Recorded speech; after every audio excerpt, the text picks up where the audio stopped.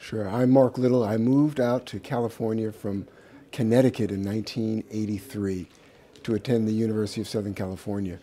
When I graduated, I was accosted by a Crip, an 18-year-old Crip, who brandished a 12-gauge shotgun.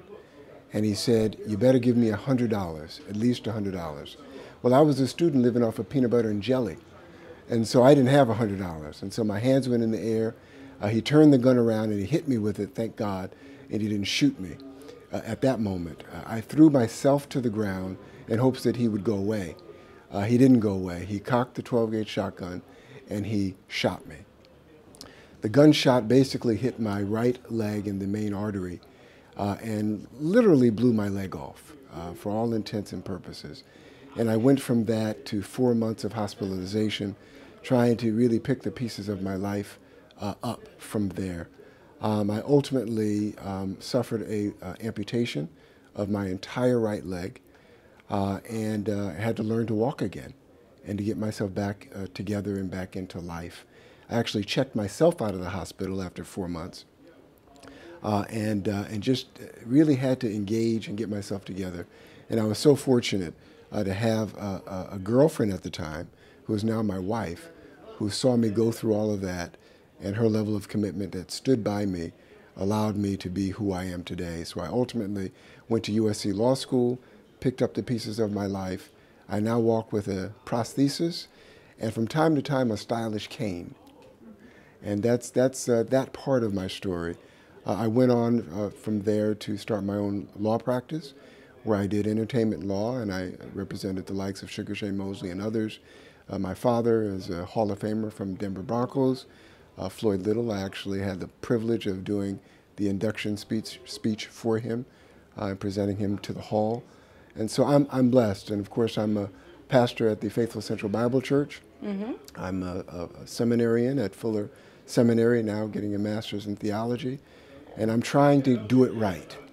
Yeah. And you know, what a tough decision to decide not to take any government, you know, help. And where did you find that in yourself to make that decision? When I was shot, I came out and didn't know what I was going to do. And I found myself on a victim's assistance check.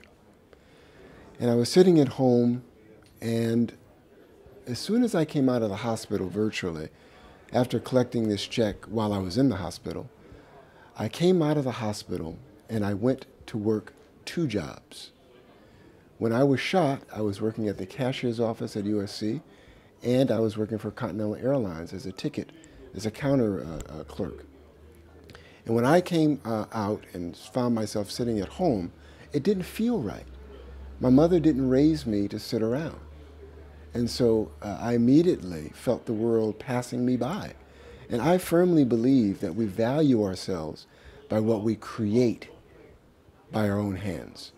If we're not creating, our self-esteem is low and we don't have value. I learned that almost subconsciously. And so I came out and began working 2 jobs, and I just never looked back from that point.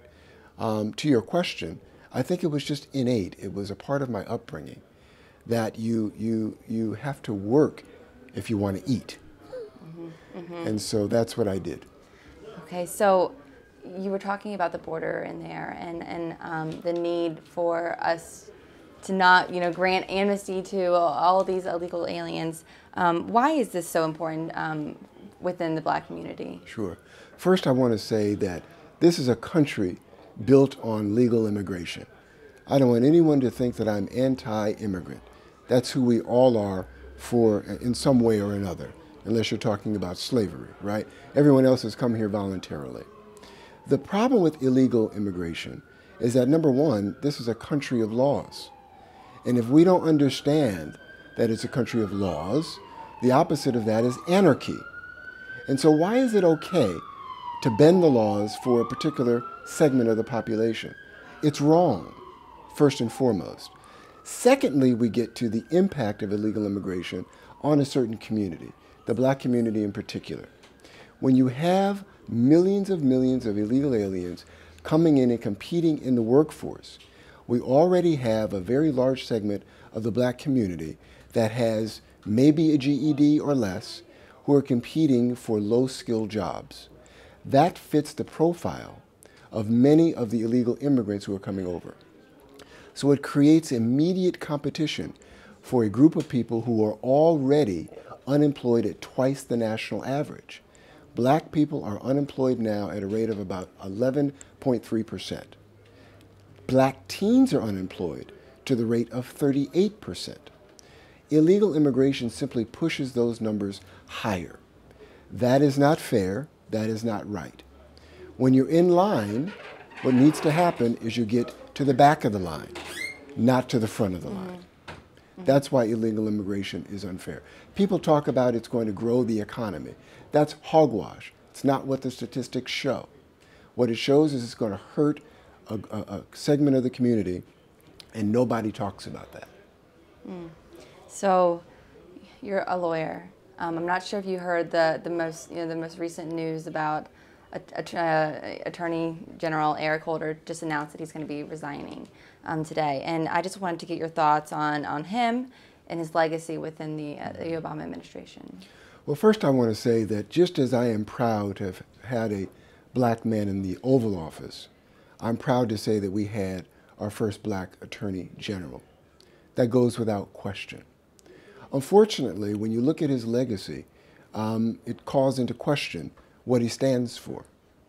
When you have the Black Panther Party preventing people from voting and they don't prosecute, there's a problem.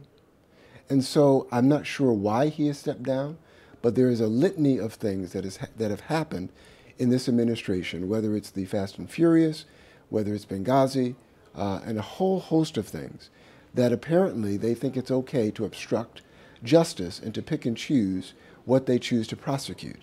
That's not America. And while I do wish him well, I'm hopeful that we will have an Attorney General who will enforce the laws under the executive branch as he is called to do. Okay, great. Thank you so much.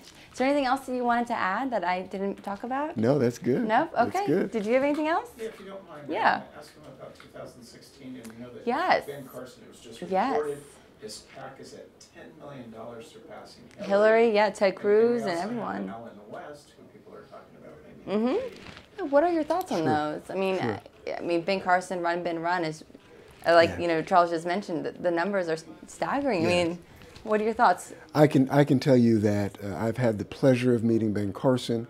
I've had the pleasure of meeting Allen West and a whole host of others who will join the presidential candidacy, I hope, for 2016. What I do know, it's not based on color. It's based on conservative values, which is what this country needs. There are conservative values that this country needs to fix where we are. Whether the person is black, Latino, or white, we need people who understand a biblical worldview and conservative values to attack the problems that this country faces. I think Ben Carson is a brilliant man. Whether he has the ability to manage a country like a governor would remains to be seen. Certainly he's got the acumen, he's got the intellect, he's got the bedside manner.